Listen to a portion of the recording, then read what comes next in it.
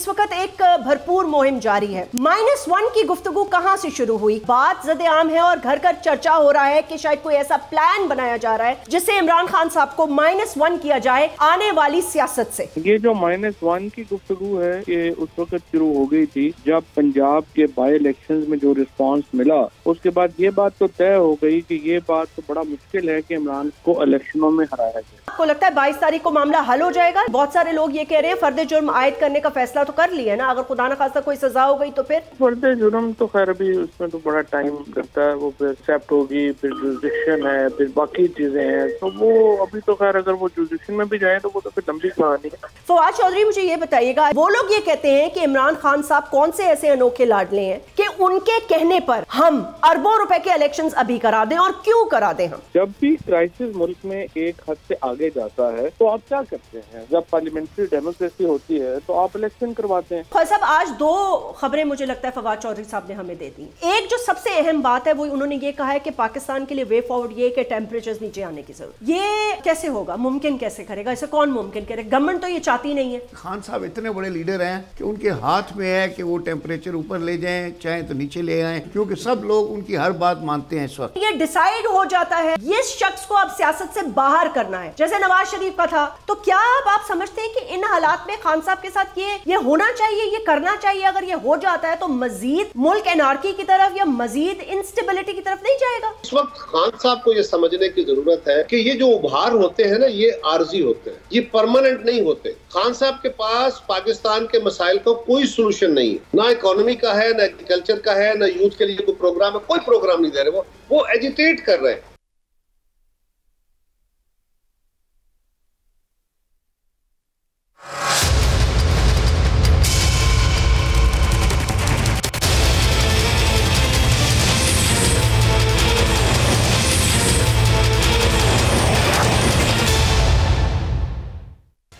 बिस्मिल्लाहिर्रहमानिर्रहीम, अस्सलाम वालेकुम। मैं हूं जैस्मीन मंजूर और आप देख रहे हैं प्रोग्राम बस बहुत हो गया। आज गुजरांवाला में एक बार फिर दूसरा जलसा और बहुत बड़ा जलसा, बहुत बड़े पैमाने पे आवाम निकली और former prime minister Imran Khan वहां पर खिताब करते नजर आए। कुछ अहम बातें उनकी साउंड बाइट्स में चाहती हूं आप सुन लें ताकि आपको पता चले कि आने वाले दिनों में मुल्क की सियासी सूरत हाल क्या हो सकती है। उसके बाद हमारे साथ आज फवाद चौधरी होंगे, उनसे होंगी दो टोक बातें। इस वक्त इमरान खान साहब को के हवाले से ये कहा जा रहा है कि उनके ऊपर एक तलवार लटक रही है और वो तलवार जो है वो कोर्ट की तरफ से है। डिस्क्वालिफिकेशन या किसी किस्म की सजा हो सकती है। रेड लाइन है हमारी जुडिशरी, इस रेड लाइन को क्रॉस ना किया जाए। क्या इमरान खान साहब गैर मशरूत तौर पर माफ़ी मांगेंगे? और अगर वो ये माफ़ीनामा जमा करा देते हैं तो उसके बाद के कॉन्सिक्वेंसेस क्या हो सकते हैं? लेकिन पहले गुजरांवाला में खान साहब ने अपने टाइगर से क्या कहा, पहले बात सुन लेते हैं, उसके बाद गुफ्तगू का आगाज करेंगे फवाद चौधरी साहब से। Welcome back. Senior vice president हैं तहरीक इंसाफ के, फॉर्मर फेडरल मिनिस्टर रह चुके हैं, उनसे गुफ्तगू का आगाज करते हैं। फवाद चौधरी साहब, अस्सलाम वालेकुम एंड वेलकम टू बस बहुत हो गया। मेरा पहला सवाल आपसे ये है कि इस वक्त एक भरपूर मुहिम जारी है। -1 की गुफ्तगू कहाँ से शुरू हुई? किसने आपको ये सुनगुन कराई? हालात आपको ये बता रहे थे? आप लोगों ने खुद ये फील किया, या कि ये अब बात ज़द आम है और घर घर चर्चा हो रहा है कि शायद कोई ऐसा प्लान बनाया जा रहा है जिससे इमरान खान साहब को -1 किया जाए आने वाली सियासत से? देखें जी, ये जो -1 की गुफ्तगू है ये तो जाहिर है कि उस वक्त शुरू हो गई थी जब कि आपने देखा कि ये बात तय हुई कि इमरान खान के जो जलसे हैं और जो उनको पंजाब के बाई इलेक्शंस में जो रिस्पांस मिला, उसके बाद ये बात तो तय हो गई कि ये बात तो बड़ा मुश्किल है कि इमरान को इलेक्शनों में हराया जाए। लिहाजा उसके बाद ये गुफ्तगू शुरू हुई कि सबसे फिर तरीका तो यही है इमरान खान को हटाने का कि आप इनको जो है वो इलेक्शनों की दौड़ से बाहर करें।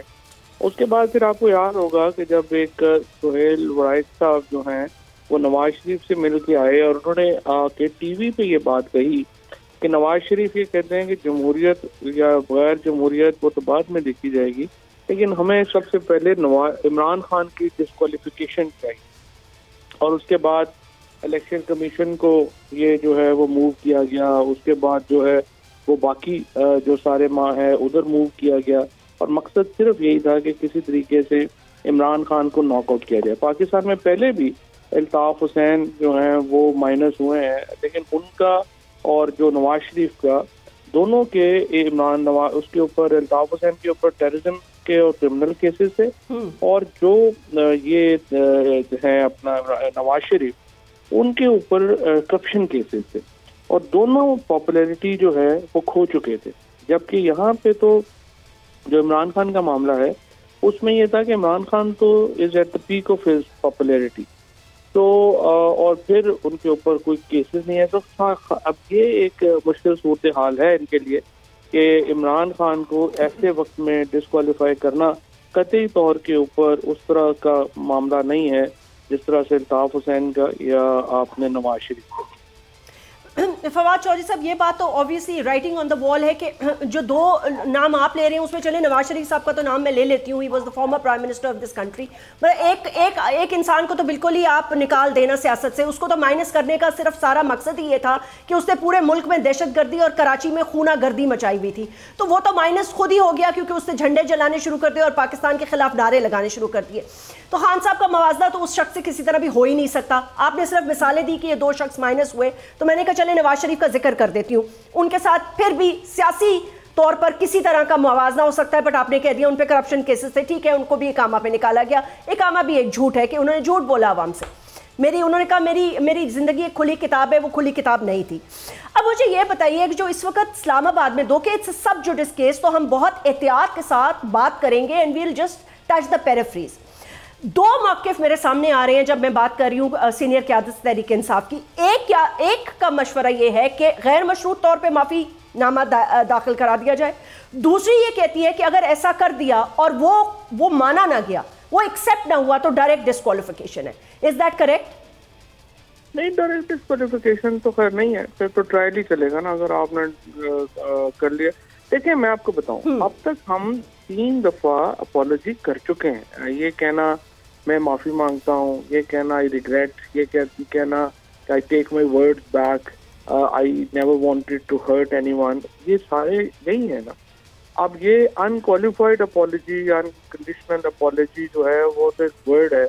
मेरा ये ख्याल है उस दिन अगर अदालत इमरान खान को बात करने की इजाज़त दे देती तो शायद जो है वो ये मामला इस महज में पहुंचता ही ना, लेकिन अनफॉर्चुनेटली वो उस दिन समहाउ जो खान साहब की को जो बात करने की इजाज़त नहीं मिली, उसकी वजह से एक जो मामला है वो ये आगे चला गया। अदरवाइज ये उम्मीद है मुझे कि इसमें आगे नहीं रहता, ये खत्म हो जाना था। आपको लगता है 22 तारीख को मामला हल हो जाएगा? लेकिन बहुत सारे लोग ये कह रहे हैं फर्द जुर्म आयद करने का फैसला तो कर लिया ना, अगर खुदा न खास्ता कोई सजा हो गई तो फिर नहीं, वो फर्द जुर्म तो खैर अभी उसमें तो बड़ा टाइम लगता है, वो फिर एक्सेप्ट होगी, फिर जुरिडिक्शन है, फिर बाकी चीज़ें हैं, तो वो अभी तो खैर अगर वो जुरिडिक्शन में भी जाए तो वो तो फिर लंबी कहानी है। लेकिन मुझे उम्मीद यही है कि ये इस पे जो है वो हम कर पाएंगे।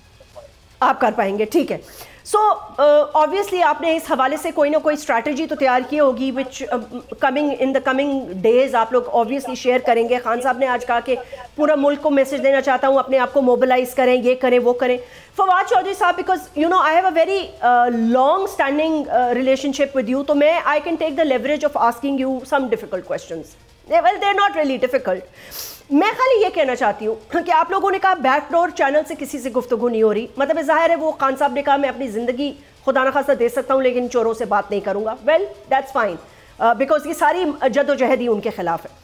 मेरा सिर्फ एक छोटा सा सवाल ये है कि क्या आपकी पार्टी में आप जैसे लोग, कुछ और लोग, दीगर लोग जो अंडरस्टैंड करते हैं dynamics of politics in this country, जिसमें कि एस्टैब्लिशमेंट का एक बहुत बड़ा रोल है और हमेशा रहा है, and we can not minus that, उससे बातचीत करने का कोई दरवाजा खुला है?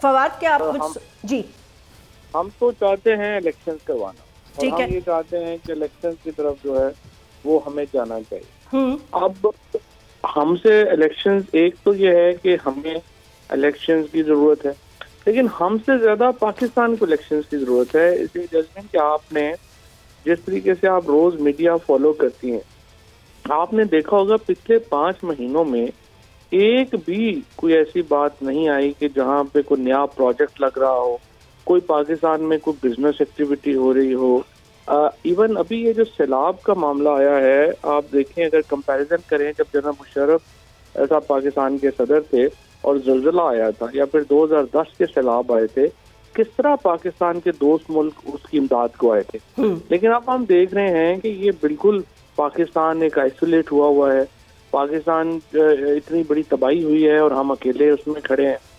हमारे जो करीब तरीन दोस्त ममालिक हैं उन्होंने भी कोई इस तरह से हाथ जो है वो हमारा नहीं पकड़ा। उसके बाद इन्वेस्टमेंट तो भूल ही जाइए, लार्ज स्केल मैन्युफैक्चरिंग को तो आप भूल जाए। आपने रियल एस्टेट का भी कोई प्रोजेक्ट नया नहीं देखा होगा, जिससे आज IMF साइन हो गया है। सबसे बड़ा इनका ख्याल था मिफ्ता इस्माइल, वैसे तो जब भी टीवी पे आए हैं उन्होंने हमेशा लुट गए, मर गए, बर्बाद हो गए की दास्तान सुनाई है और कोई अच्छी खबर उनकी तरफ से नहीं मिली। लेकिन आप देखें, हमें कह रहे थे कि IMF साइन हो गया तो पता नहीं पाकिस्तान में क्या दूध नहर की शहर की नहरें बहना शुरू हो जाएंगी। IMF साइन होने के बाद आज 245 रुपए में भी डॉलर आपको नहीं मिल रही है। इससे आप जा किधर रहे हैं? तो जब तक ये पॉलिटिकल स्टेबिलिटी नहीं होगी पाकिस्तान में, मिडिल क्लास की तो कमर टूट गई है। बिजली के बिल 2 दफा और देने पड़ जाएंगे, यहाँ लोग गुर्बत की सतह से नीचे आ जाएंगे।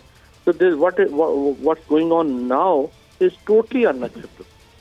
अच्छा सॉरी फवाद, ये बिल्कुल आपकी सारी बातों से मैं बिल्कुल इस पे एग्री करती हूँ कि इस वक्त जितनी पॉलिटिकल इंस्टेबिलिटी है, जितनी इकोनॉमिक इंस्टेबिलिटी पाकिस्तान इस वक्त देख रहा है, मेरा नहीं ख्याल कि पिछले कुछ अरसे में देखी हो।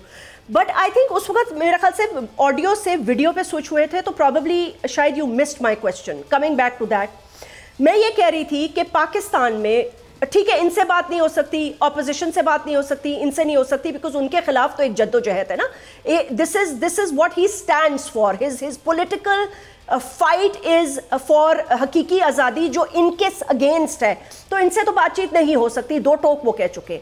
मैं ये पूछना चाह रही हूं कि पाकिस्तान की एक बहुत बड़ी हकीकत पाकिस्तान की मिलिट्री एस्टैब्लिशमेंट है, उनसे बातचीत के दरवाजे, आप जैसे सियासतदान, दीगर लोग जो सीनियर क़यादत है, कोई डायलॉग करने की कोशिश की जा रही है कि ये जो एक दो तरफा, मैं ये नहीं कहती पेज फट गया, ये हो गया, वो हो गया, whatever is done in the past, we have to move forward. किसी तरह हम ये जो कदूरतें आ चुकी हैं या ये जो दूरियां आ चुकी हैं, इनको दूर करने के लिए कोई कदम उठाए जा रहे हैं? देखिए, हमारा कोई प्रॉब्लम ही नहीं है। हमारा देखें, to be fair with General Bajwa साहब से तो बहुत एहतराम का ताल्लुक रहा। इवन जब नो कॉन्फिडेंस हो भी गई तो हमारा उनसे बड़ा एहतराम का ताल्लुक रहा, और उनका कोई हमारा फौज के साथ या उस तरह का मामला जो है वो नहीं रहा। बाकी भी ज़ाहिर है इंस्टीट्यूशन में जो लोग हैं, हमने बड़ा करीब उनके साथ काम किया है और हम समझते हैं कि वो बड़ा डायनामिक इंस्टीट्यूशन है पाकिस्तान का, और जाहिर है कि हमारा उससे एक करीबी ताल्लुक, ज़ाती और जो सियासी ताल्लुक भी जो है वो रहा है और है। और इवन मैं आपको बताऊं, ये भी बात सही नहीं है कि हम जो मौजूदा गवर्नमेंट है उससे बातचीत नहीं करना चाहते। हम 100% करना चाहते हैं, सिर्फ हम उनसे एहतसाब के ऊपर बात नहीं करना चाहते हैं। अगर इलेक्टोरल फ्रेमवर्क के ऊपर बात करनी है, वो तो मौजूदा हुकूमत से भी बात हो सकती है। और मिलिट्री एस्टैब्लिशमेंट की पाकिस्तान में एक रियलिटी है, 1951 से वो लोग जो हैं वो पाकिस्तान के अंदर उनका एक रोल है, तो उनसे तो बातचीत के लिए कोई प्रॉब्लम ही नहीं है। तो हमारी कोई असल में मसला क्या है, हम ये चाहते हैं कि पाकिस्तान के अंदर एक जो इस वक्त सिचुएशन है, फसाद के बगैर इलेक्शंस हो जाए। अगर हमारे पास दो ही रास्ते हैं ना, ठीक है, हमारे पास रास्ता ये है कि हम बहुत बड़ा लॉन्ग मार्च करें, इस्लामाबाद को चौक कर दें, और उसके बाद हम इर्द गिर्द इस्लामाबाद में बैठ जाएं। कोई गाड़ी बाहर से इस्लामाबाद नहीं जाएगी, इस्लामाबाद से इधर नहीं आएगी, और उससे हम एक जो है वो आपको इलेक्शन कर फोर्स करवा दें। लेकिन इसमें क्या है, इसमें फसाद का खतरा है, इसमें झगड़े का खतरा है, इसमें लाशें गिर सकती हैं। हम इसको अवॉइड करना चाहते हैं। इसको अवॉइड करने के लिए फिर जाहिर है हम चाहते हैं एस्टैब्लिशमेंट से भी बात हो, हमें चाहते हैं गवर्नमेंट से भी बात हो, और एक मुश्तरका फ्रेमवर्क के जरिए इलेक्शन करवाए जाए। लेकिन हुकूमत का क्या मसला है? हुकूमत का मसला ये है कि वो ये कह रहे हैं कि जी ये इमरान खान इस वक्त इलेक्शन कराएंगे तो ये तो 2/3 मेजॉरिटी जीत जाएगा। अब ये प्रॉब्लम है। देखें, अगर आप इलेक्शन से ही भाग जाएं तो फिर आप डेमोक्रेसी तो नहीं है, फिर आप नॉर्थ कोरिया का सिस्टम बना लें, बर्मा का बना लें, लेकिन आप फिर डेमोक्रेसी तो नहीं हो सकते ना। तो असल जो प्रॉब्लम है पाकिस्तान में इस वक्त वो ये है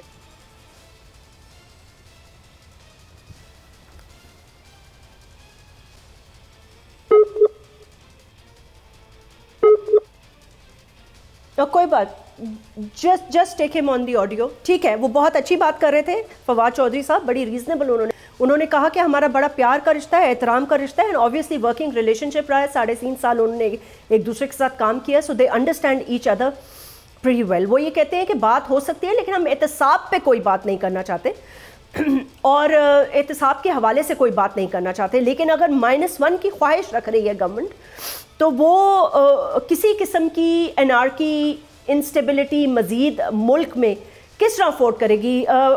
Fawad, can you hear me now?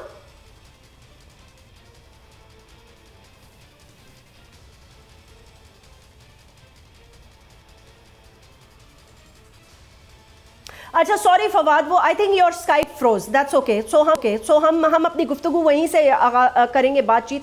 अच्छा, सो बहुत ही इंपॉर्टेंट आपने 2 बातें आज की हैं, which is an absolutely breaking news. बहुत बड़ी खबर दी है आज फवाद चौधरी ने। वो 2 बड़ी खबरें ये कि एक तो उन्होंने कहा कि हम उनसे भी बात करने के लिए राजी हैं, ऑब्वियसली करना चाहते हैं, वो मुल्क की एक रियलिटी है और लड़ाई में तो वैसे भी कोई बरकत नहीं होती चाहे किसी से भी हो। और उन्होंने कहा एहतसाब पे बात नहीं हो सकती, उसके अलावा इलेक्टोरल रिफॉर्म्स पे, दीगर पे हम गवर्नमेंट से भी बात करने के लिए तैयार हैं। फवाद चौधरी, मुझे ये बताइएगा, I just want to ask you this question. वो लोग ये कहते हैं कि इमरान खान साहब कौन से ऐसे अनोखे लाडले हैं, ये उनके अल्फाज इस्तेमाल कर रही हूँ, कि उनके कहने पर हम अरबों रुपए के इलेक्शंस अभी करा दें। और क्यों करा दें? हम कब करेंगे? जब इलेक्शंस की डेट होगी, क्योंकि ये इलेक्शंस इसलिए मांगते हैं कि जल्दी से इलेक्शंस हो जाएं और उसके बाद यू नो द कॉम्प्लिकेशंस इस मुल्क में जो हमेशा से रही हैं, unfortunately appointment of the new army chief, यहीं से सिलसिला शुरू होता है और यहीं पे सिलसिला खत्म हो जाता है। मैं आपकी बात नहीं कर रही, but looking at the 30 years of this the history of this country, दो कि दिस चीज को बिल्कुल ही नॉन कॉन्ट्रोवर्शियल करके उनके हवाले कर देना चाहिए। देखिए, बात यह है कि जब भी क्राइसिस मुल्क में एक हद से आगे जाता है तो आप क्या करते हैं? जब पार्लियामेंट्री डेमोक्रेसी होती है तो आप इलेक्शन करवाते हैं। जो जब भी दुनिया में जो पार्लियामेंट्री डेमोक्रेसीज हैं, जब भी उनमें मसला आता है, होता यह है कि क्राइसिस हद से ऊपर चला गया है, तो मुल्क में इलेक्शंस होते हैं। अभी ये यहाँ पे ये कहना कि हम इलेक्शन नहीं करवाते, अगस्त तक जाते हैं, इसीलिए कर रहे हैं ना कि वो उनको लग रहा है कि हम इलेक्शन जीत नहीं पा रहे, लिहाजा वो इलेक्शन जो है वो उसको आगे लेके जाना चाहते हैं। अब यहाँ पे अगर आप मुल्क चला रहे होते, अगर मुल्क में इकोनॉमी स्टेबल होती, अगर मुल्क का इस वक्त इलेक्शन की जरूरत ना होती, अगर मुल्क में एक बहरान ना होता, इतनी बड़ी पॉलिटिकल इंस्टेबिलिटी के साथ अगर मुल्क चलाया जा सकता है तो वो बिल्कुल चला ले। लेकिन हकीकत यह है, जैसे अभी मैंने पहले कुछ देर पहले आपको एक्सप्लेन कर रहा था, कि पाकिस्तान एक बहुत बड़े क्राइसिस में है और उस क्राइसिस से निकलने का वाहिद तरीका इलेक्शन है। और ये कहना कि हम इसलिए इलेक्शन नहीं कराएंगे कि इमरान खान जीत जाएंगे, फिर ये तो देखिए, फिर आप जमहूरियत नहीं कोई और सिस्टम लें। अच्छा फवाद चौधरी, एक बात बताइएगा कि इन खबरों में कितनी सदाकत है? वाकई नवाज शरीफ साहब वापस लाने की उनको तैयारी की जा रही है? लेवल मेरा ये ज़ाती ख्याल है कि नवाज शरीफ उस वक्त तक कभी भी वापस नहीं आएंगे जब तक उनको ये लगेगा कि मैं जेल जा सकता हूँ, और जेल जाने से उनको बचाने का फिलहाल कोई आइडिया PMLN के पास है नहीं। लिहाजा अभी फिलहाल मुझे नहीं लगता कि नवाज शरीफ आएंगे, क्योंकि ज़ाहिर है हम तो चाहते हैं वो आए, और हमारी उनसे ज़ाती लड़ाई तो नहीं है। हमारा तो सिर्फ उनसे झगड़ा ये है कि आपने जो इस केस में, ये जो केस है, ये तकरीबन मेरे ख्याल 6 अरब रुपए का केस है, ये पैसे वापस करें और उसके बाद आप जो मर्जी करें। हमारी तो उनको ज़ाती लड़ाई थोड़ी, ये पाकिस्तान के अवाम का पैसा है, वो पैसा वापस मिलना चाहिए। फवाद, मैं आपसे एक लास्ट क्वेश्चन पूछना चाहती हूँ, I mean you can add on to it as well. मैं हमेशा से काफ़ी दिनों से मेरे दिमाग में था, so I wanted to ask you this. देखें, अभी आपने कहा, जनरल बाजवा की भी आपने तारीफ की, बहुत अच्छा रिलेशनशिप रहा उनके साथ था, रिलेशनशिप है, military establishment is a reality, we all know that, it's not going anywhere, that's fine. मैं खाली ये पूछना चाहती हूँ, जलसों में उनके हवाले से बात करना, न्यूट्रल्स, ये वो गिले शिकवे, जो भी दिल की भड़ास थी वो निकाल दी। अभी हाल ही जो बयान आया उस पर भी ISPR का एक सीरियस रद्द अमल आया, विच खान साहब अगेन हैड टू एक्सप्लेन, आपको की एक्सप्लेनेशन भी मैंने सुनी। वो ठीक है, आई अंडरस्टैंड कि जज्बात की रो में इंसान शायद कहना कुछ चाहता है, कह कुछ जाता है, बट डू यू थिंक कि इस चीज को अगर इस पे जरा बंद बांधा जाए तो there could be a way forward? जब टेम्परेचर नीचे लाने हों, बातचीत होगी तो टेम्परेचर नीचे आ जाएंगे। वो कौन सा कोई इसमें कोई इतनी बड़ी बात तो नहीं है। सिंपल बात यही है कि आपने पाकिस्तान को किधर लेके जाना, और पाकिस्तान को मेरे ख्याल में हमें एक डेमोक्रेटिक पाकिस्तान की तरफ बढ़ना चाहिए, हमें उसको इस तरफ लेके जाना चाहिए। This is the only way forward. Thank you so much. Fawad Chaudhry साहब से बात कर रहे थे, उन्होंने बहुत की और दो बातें उन्होंने बड़ी वाजे की। उन्होंने कहा बातचीत हो सकती है, हर एक से बातचीत हो सकती है। पाकिस्तान का वे फॉरवर्ड इस वक्त यही है कि इलेक्शंस हो जाएं और उसके साथ साथ temperatures need to come down. दोनों तरफों से, तीनों तरफों से या चारों तरफों से, सारे मामले का हल इसी तरफ है और इसी तरफ जाना होगा। ये वो आवाज़ें हैं तरीके इंसाफ में जो न सिर्फ सैनिटी की बातें करती हैं बल्कि उन टेम्परेचर्स को जो बढ़ जाते हैं उनको नीचे लाने में बहुत अहम काम करते हैं। यही वो लोग होते हैं जो अपने लीडर्स को सही मशवरे देते हैं। Right after this break we are going to talk about another segment.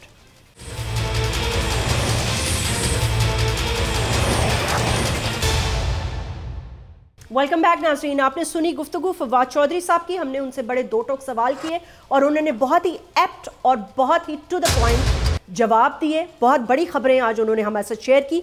हमारे साथ इस वक्त मौजूद हैं ख्वाजा नवीद साहब। आप बहुत ही माहिर कानूनदान हैं, पाकिस्तान के एक नामवर कानूनदान है, एक बड़ा नाम है आपका, advocate of the supreme court of Pakistan, और उनसे तज्जिया शुरू करते हैं।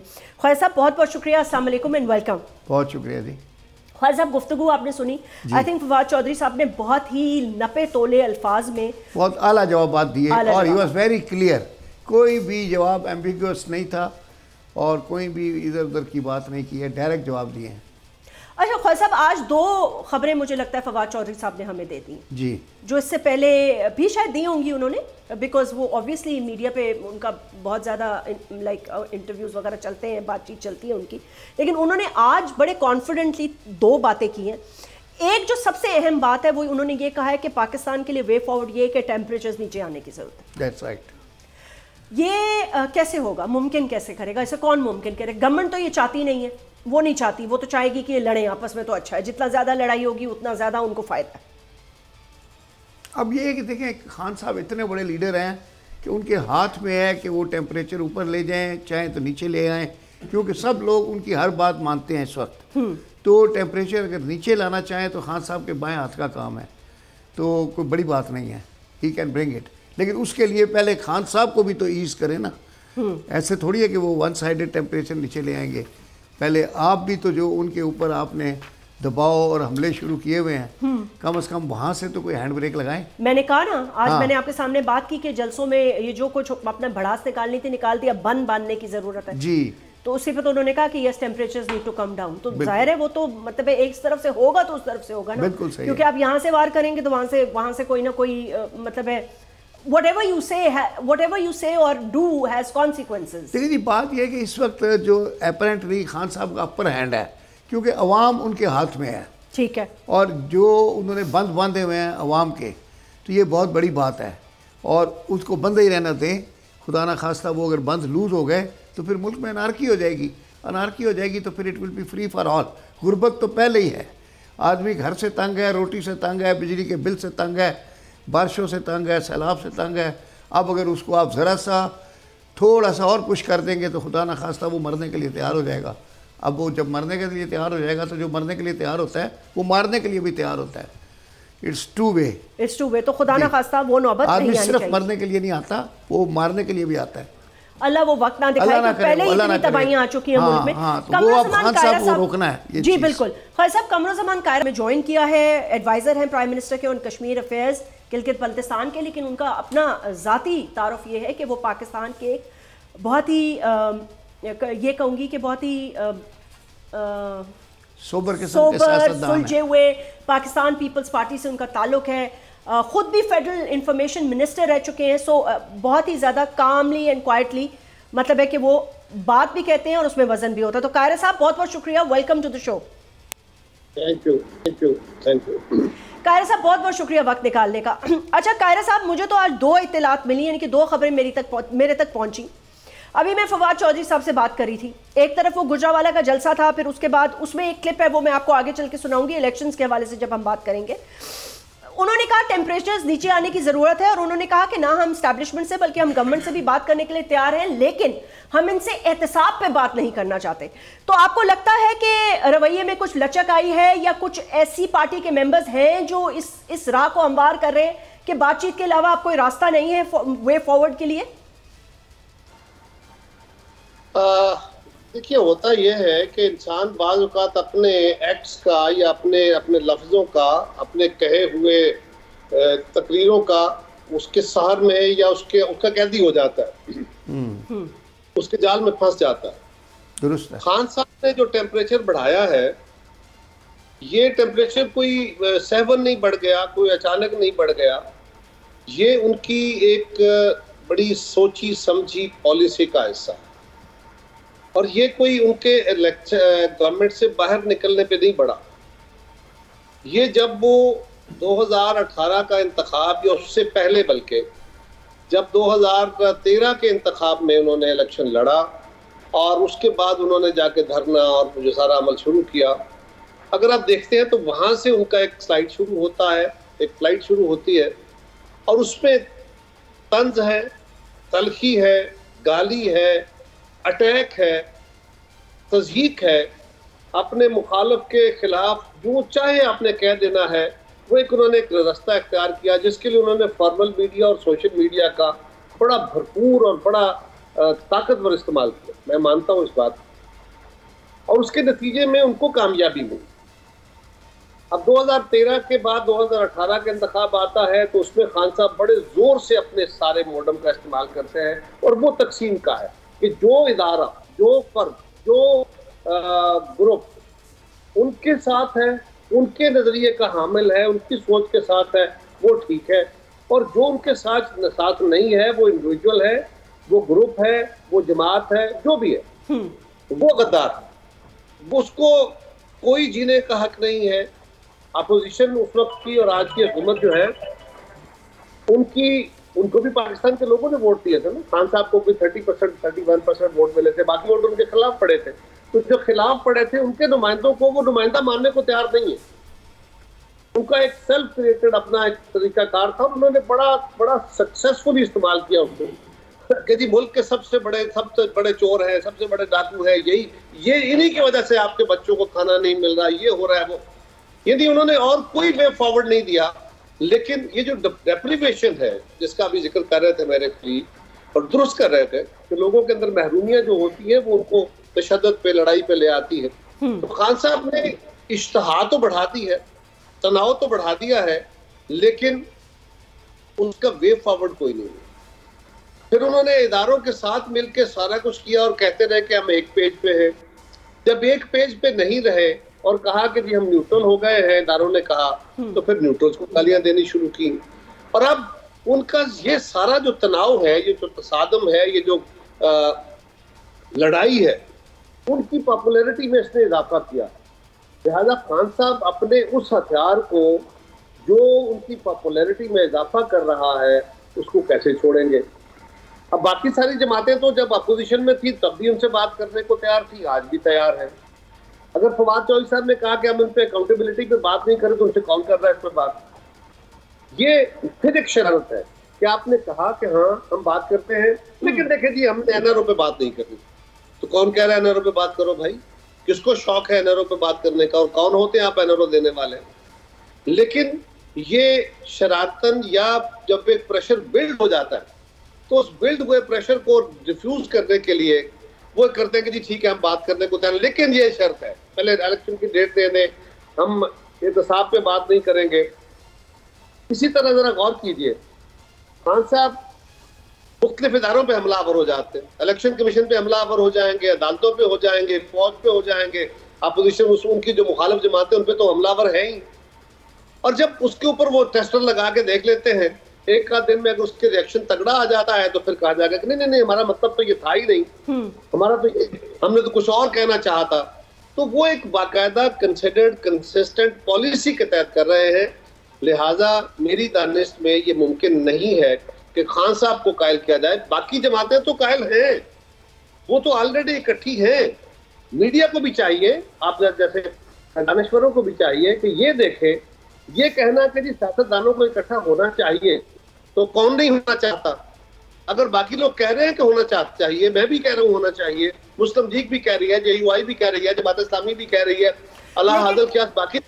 लेकिन कायरा साहब दूसरी तरफ ये बात भी तो बाज़गश्त है ना कि सारी जगह ये भी बात की जा रही है कि भाई माइनस वो खुद भी कह रहे हैं और लोग भी कह रहे हैं, और अब तो घर घर बात हो रही है, क्योंकि पहले नवाज शरीफ साहब के साथ हो सका, एक जमाने में भुट्टो साहब के साथ यही कार्रवाई की गई। मतलब है कि -1 खुदा ना खास्ता जान से नहीं, भुट्टो साहब का मैंने एग्जाम्पल इस तरह नहीं दिया, लेकिन आई मीन वंस सेलेक्टेड, मैं यही कहूंगी, I don't know how to put my words nicely, लेकिन ये डिसाइड हो जाता है कि जी इस शख्स को अब सियासत से बाहर करना है, जैसे नवाज शरीफ का था, जैसे था। तो क्या अब आप समझते हैं कि इन हालात में खान साहब के साथ ये होना चाहिए, ये करना चाहिए? अगर ये हो जाता है तो मजीद मुल्क एनार्की की तरफ या मजीद इंस्टेबिलिटी की तरफ नहीं जाएगा? देखिए, बात यह है, पहली बात तो यह है कि सियासी लीडरों को आप उनके सियासत से, अदालती रस्तों से नहीं हटा सकते। दुरुस्त है। उनको पब्लिक के जरिए हटाया जाता है। ये इसमें कोई दूसरी राय नहीं है। और हमारी बदकिस्मती है, मैं जो पहली गुजारिश कर रहा था, मैं उसमें सिर्फ इतनी ऐड कर लूं, फिर मैं सवाल पे आ जाता हूं कि इस वक्त खान साहब को ये समझने की जरूरत है कि ये जो उभार होते हैं ना, ये आर्जी होते हैं, ये परमानेंट नहीं होते। खान साहब के पास पाकिस्तान के मसाइल का कोई सोल्यूशन नहीं है, ना इकोनॉमी का है, ना एग्रीकल्चर का है, ना यूथ के लिए कोई प्रोग्राम है, कोई प्रोग्राम नहीं दे रहे। वो एजिटेट कर रहे हैं, वो लोगों को गुस्सा दिला रहे हैं, वो अपने मुखालिफिन पे बरस रहे हैं, वो इदारों को क्रिटिसाइज कर रहे हैं, सोल्यूशन नहीं दे रहे। अब उनको ये सोचना होगा कि अगर आज से 6 महीने पहले वो बड़ी तेजी से पॉपुलैरिटी में गिर रहे थे, तो अब उन्होंने बड़ा तुरमखानी वाला काम नहीं कर लिया, ऐसा कोई पॉजिटिव काम उनके हाथों नहीं हो गया कि लोग उनके साथ खड़े हो गए।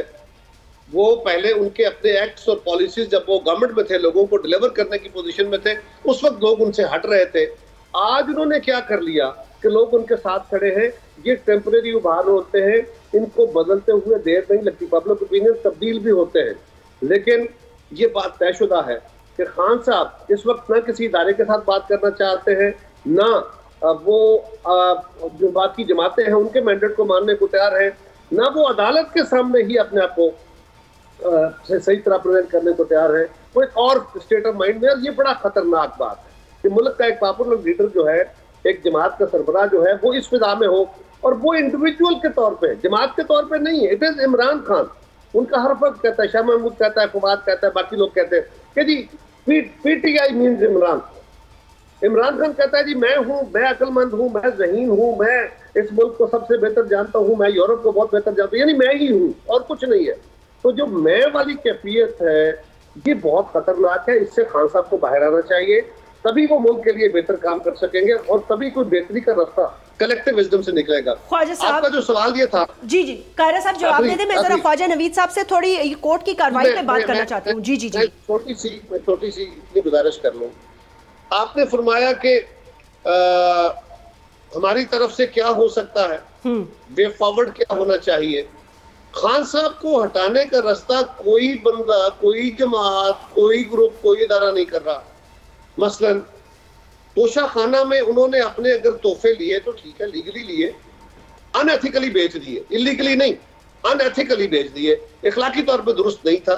जिन लोगों ने बाकी गिफ्ट लिए वो जाती, लेकिन उससे हासिल होने वाली आमदन उनकी आमदन बन गई, और जो पैसे उन्होंने खजाने में जमा कराए थे उसके, और जो टोटल अमाउंट उन्होंने सेल प्रोसीड्स के तौर पे ली, वो उनकी खालिस नफा, उस खालिस नफे के ऊपर इनकम टैक्स देना था, और अपनी इस आमदन को उन्होंने अपने गोशवारों में जाहिर करना था। ये अगर उन्होंने नहीं किया तो इसको कोई बंदा उनके खिलाफ तो नहीं बना के नहीं ना चीजें कर रहा। इसी तरह उन्होंने अगर एक जज साहिबा को धमकी दी, अगर उन्होंने IG को धमकी दी, DIG को धमकी दी, उनके पास तो सुमोटो का इख्तियार नहीं है। उनके पीछे खड़ी हुई जो गवर्नमेंट है, ये गवर्नमेंट का फेलियर है। और हमारी भी पिछली गवर्नमेंटों का भी यही हाल था कि हम अपनी इंतजामिया से काम तो लेना चाहते हैं, उनके पीछे नहीं खड़े होते। उनको तो आप गालियां दे ले, उनको धमकियां दे ले, तो वो आपके खिलाफ केस रजिस्टर करेंगे। कल इन्वेस्टिगेशन होगी, अदालतों में जाके देखा जाएगा वो सच्चा है नहीं है, दफा ठीक है नहीं है।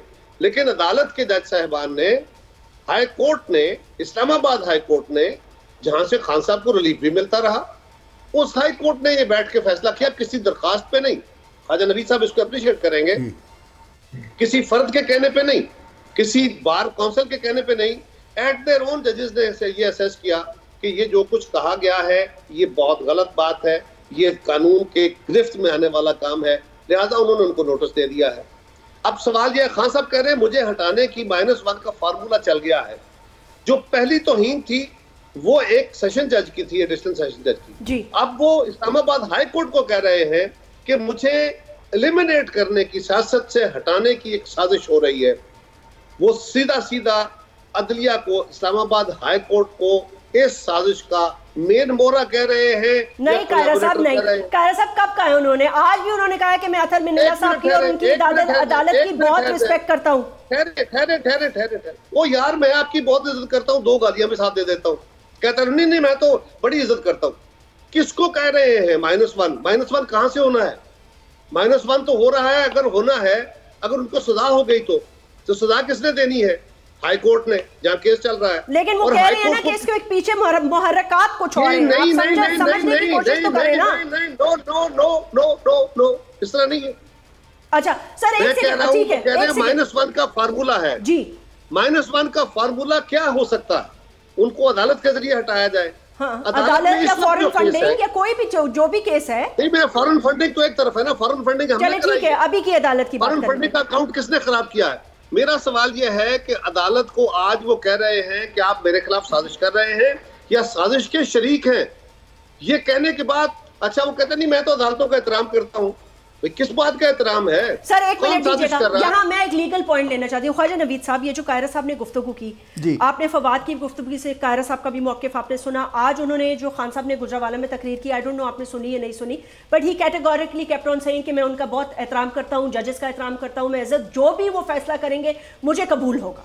लेकिन उसके बावजूद अनकंडीशनल अपॉलॉजी जो वो जमा करा सकते थे वो नहीं कराई, उसकी क्या वजह हो सकती है? और जो कायरा साहब बात कर रहे हैं, आप इससे एग्री करेंगे? असल में उसमें बात क्या है, सियासी लीडर होते हैं, उनका थोड़ा सा कोई पॉलिटिकल एंगल भी होता है।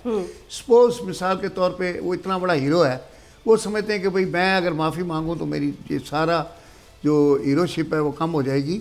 लेकिन वही बात उन्होंने 10 दफ़ा रिपीट की है, अपने पहले बयान में भी माजरत भी की है। उन्होंने कहा मैं अपने अल्फाज वापस भी लेता हूँ। उन्होंने यहाँ तक भी कहा कि मैं जोश खिताबत में बोल गया, मुझे ये भी नहीं पता था कि ये सेशन जज हैं या मैजिस्ट्रेट हैं, और मैं अपनी स्पीच में मेरे मुंह से बात निकल गई शहबाज गिल की वजह से। हाँ, तो वो ख्वाजा साहब, आप माफी चाहता हूँ सर, क्या आप इस बात को मानने को तैयार हैं कि एक शख्स जो कहता है मैं 26 साल से सियासत में हूँ और 4 साल हुकूमत में रहे, उसे ये ना पता हो कि एग्जेक्टिव मैजिस्ट्रेसी खत्म हो चुकी है और आप अदलिया के जो जज साहिबान हैं वो मैजिस्ट्रेट हैं?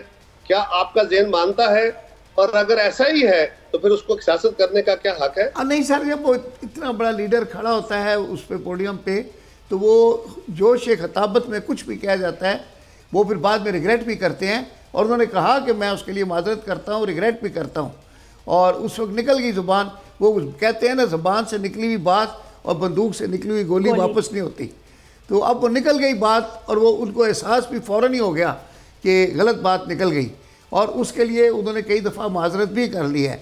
अब ये अदालत की मर्ज़ी है कि अदालत ने उसको फ़िलहाल उस एक्सप्लेनेशन को एक्सेप्ट नहीं किया। वजह क्या हो सकती है? सब थोड़ा एक्सप्लेन कर दें आवाम को। वो बात ही होती है कि सब जुडिश है, लेकिन हम पेरिफेरी में बात करेंगे। नहीं, वो इसलिए होता है, अदालत ने उनको पहले मौका दिया कि जनाब आपने जो जवाब दाखिल कराया है, आपसे इस जवाब की तवक्को नहीं है, लिहाजा इसको वापस ले लें और दोबारा जवाब जमा कराएं। यहाँ ख्वाजा साहब मैं और आप होते तो हमें तो ये रिलीफ नहीं था ना।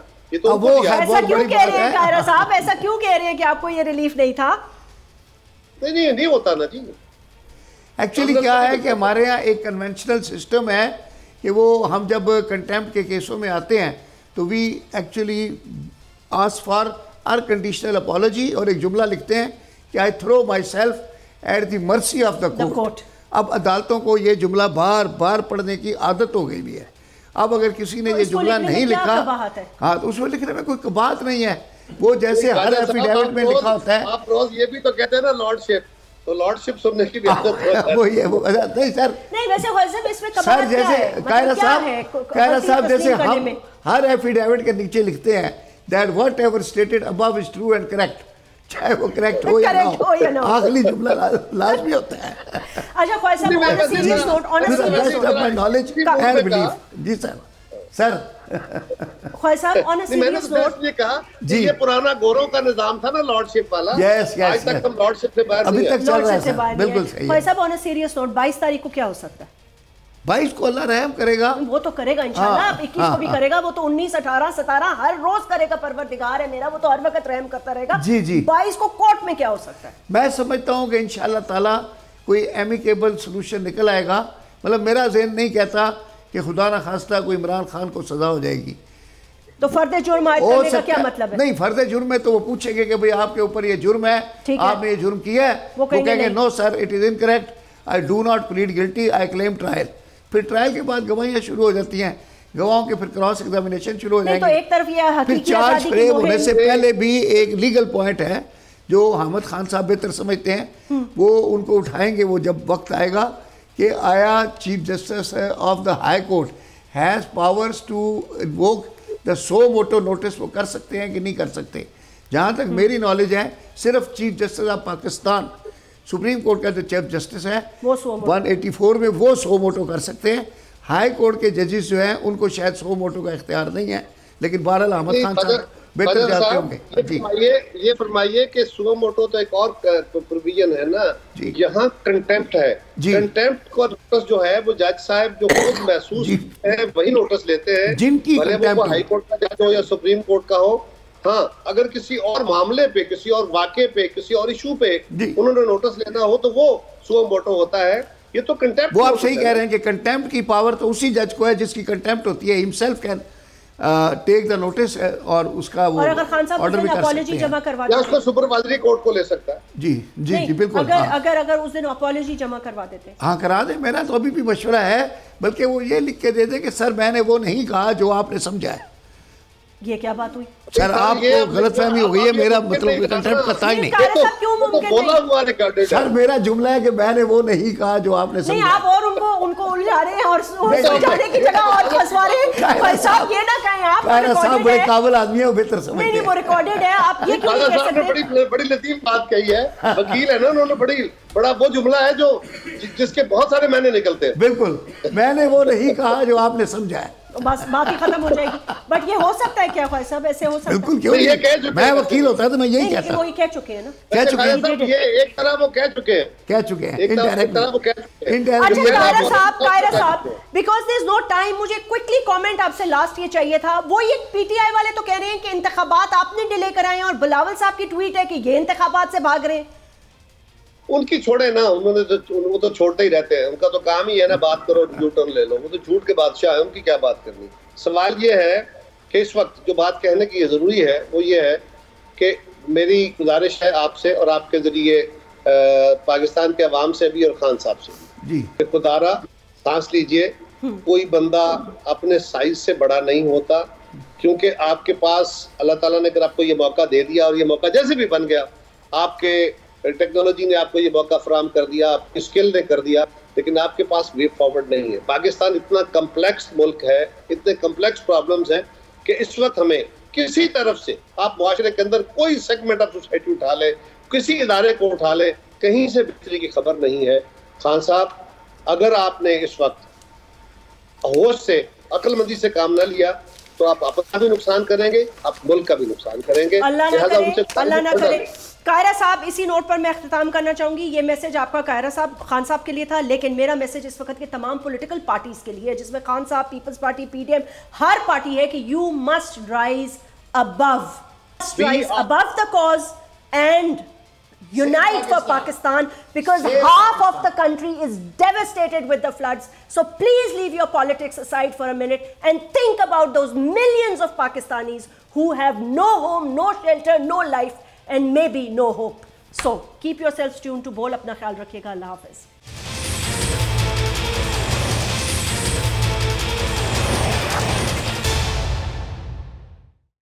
बोल किसी के भी दबाव में आकर अपने फैमिली मेंबर्स को अलहदा नहीं करेगा। बोल हमेशा आवाम की आवाज बनता रहेगा और आवाम के मसाइल दिखाता रहेगा। बोल की आवाम से खुसूसी दुआओं और साथ देने की अपील। सबसे ज्यादा व्यूज, सबसे ज्यादा रील्स और सबसे ज्यादा रेटिंग के साथ बोल अब भी नंबर 1 पोजीशन पर बरकरार। सब्सक्राइब करें और बेल दबाएं ताकि कोई खबर रह न जाए।